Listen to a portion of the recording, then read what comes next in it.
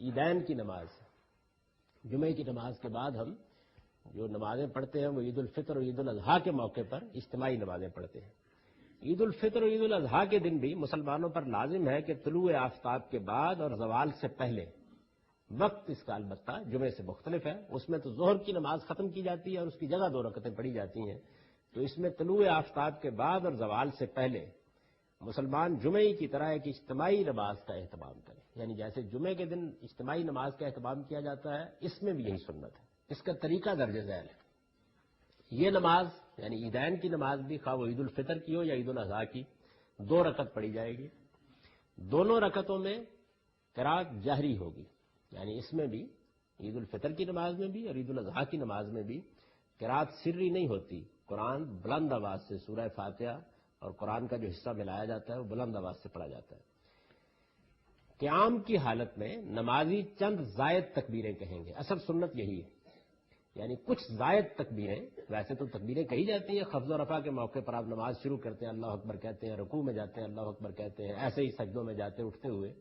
لیکن اس نماز میں، عید کی نماز میں، خواہ وہ عید الفطر کی ہو یا عید الاضحیٰ کی، قیام کی حالت میں نمازی چند زائد تکبیریں کہیں گے۔ اس نماز کے لیے نہ اذان ہوگی نہ تکبیر کہی جائے گی، اس میں سنت یہی ہے، نہ اذان دی جاتی ہے نہ اس میں تکبیر کہی جاتی ہے۔ نماز کے بعد امام حاضرین کی تذکیر و نصیحت کے لیے 2 خطبے دے گا، بالکل اسی طرح سے جمعے میں 2 خطبے دیے جاتے ہیں، نماز عید میں بھی 2 خطبے دیے جاتے ہیں، لیکن وہاں جمعے کی نماز سے پہلے اور یہاں عید کی نماز کے بعد۔ یہ خطبے کھڑے ہو کر دیے جائیں گے، پہلے خطبے کے بعد اور دوسرا خطبہ شروع کرنے سے قبل امام چند لمحوں کے لیے بیٹھے گا، یعنی بالکل وہی طریقہ ہے جو جمعے کے خطبے کے لیے مقرر کیا گیا ہے۔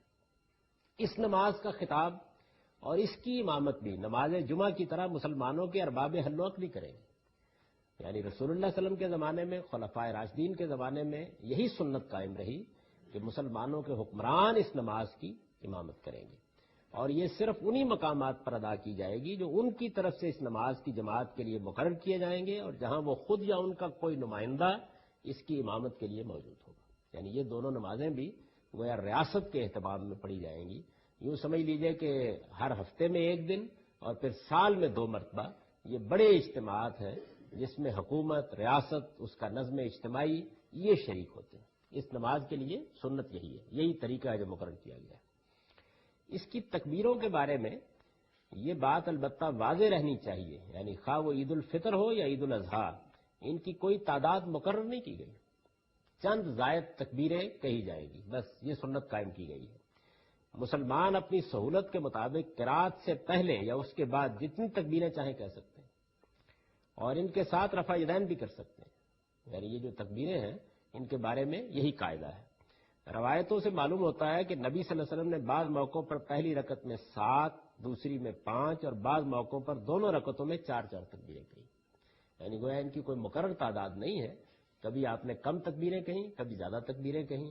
اس پہ کوئی لڑنے کی وجہ نہیں ہے، جتنی تکبیریں اللہ توفیق دے آپ کہہ سکتے ہیں۔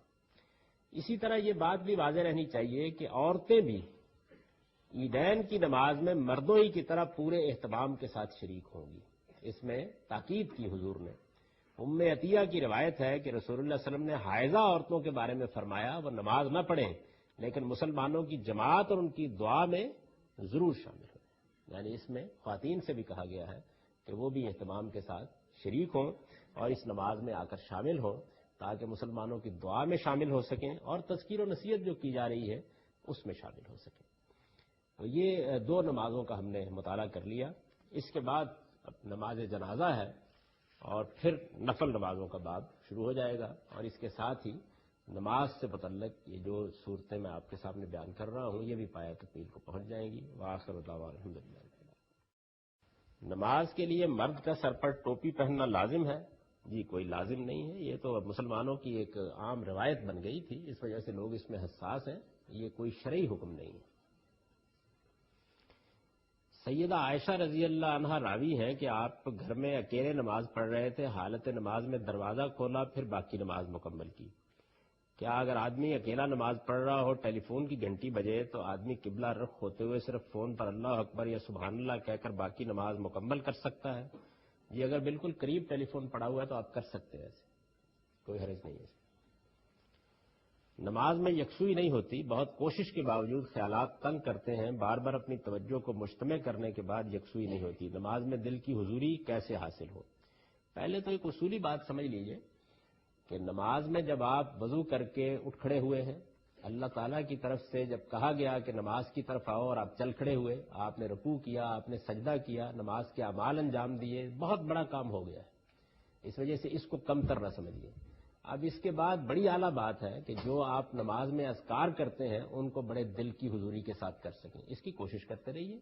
لیکن یہ کہ اس کے لیے میں نے بھی کچھ چیزیں عرض کر دی تھیں اور پچھلے درس میں بھی بتا دیا تھا کہ کن کن چیزوں کا اہتمام کرنا چاہیے، تاہم اس کو کوئی بڑی چیز سمجھ کر اس بڑی چیز سے محروم نہ ہو جائیں جو آپ کو حاصل ہوگی۔